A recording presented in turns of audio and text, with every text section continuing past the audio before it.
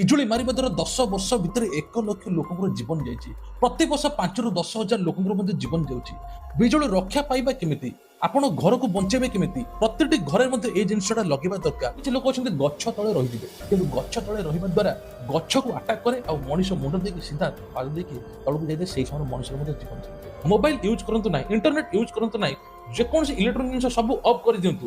ଆପଣମାନେ ଜାଣିଥିବେ ଏଇଟା ନର୍ମାଲ ଜିନିଷ, ସମସ୍ତେ ଜାଣିଥିବେ। ଆପଣମାନେ ଯଦି ବାହାରେ ଅଛନ୍ତି, ଖୋଲା ସ୍ଥାନରେ ଅଛନ୍ତି, ସଂକୁଚିତ ହେଇ ବସି ପଡି ବିଜୁଳିକୁ ରୋକିବେ କେମିତି? ବିଜୁଳି ଯଦି ଆପଣଙ୍କ ଘରକୁ ମାରୁଛି, ଆପଣମାନେ ଲାଇଟିଂ ଆରେଷ୍ଟର ଗୋଟେ ଯନ୍ତ୍ର ଲଗେଇଦେବେ, ଯୋଉଟା କି ପ୍ରଜ ନିବାରଣ ଯନ୍ତ୍ର ଭାବେ ପରିଚିତ। ଆପଣମାନେ ଉପରେ ଛାତ ଉପରେ ଲଗେଇବେ, ସେଟା ଗୋଟେ ମୁନିଆ ହେଇ ଗୋଜିଆଇକି ବାହାରିଥିବ, ଆଉ ସେଠି ୱେୟାର ଯାଇଥିବ, ତାର ସିଧା ଯାଇଥିବ ଭୂମି ତଳକୁ, ଆଉ ଯୋଉ ଫଳରେ ବିଜୁଳି ମାରିବ ସିଧା ଆପଣଙ୍କର ଭୂମି ତଳକୁ ସେଇ କରେଣ୍ଟଟା ଯିବ। ଟୋଟାଲ ଆପଣଙ୍କ ଘରର ଇଲେକ୍ଟ୍ରୋନିକ୍ ଜିନିଷ କେବେ ବି ନଷ୍ଟ ହେବ ନାହିଁ। ମନେ ରଖିଥାନ୍ତୁ, ଏଇଟା ପ୍ରତ୍ୟେକ ଘରେ ଲଗେଇବା ଦରକାର। କିନ୍ତୁ ତଥାପି ଲୋକମାନେ ସତର୍କ ରହୁନାହାନ୍ତି। ଲୋକମାନେ ନିଜେ ବଞ୍ଚିଲେ ପରିବାରକୁ ବଞ୍ଚାଇବେ।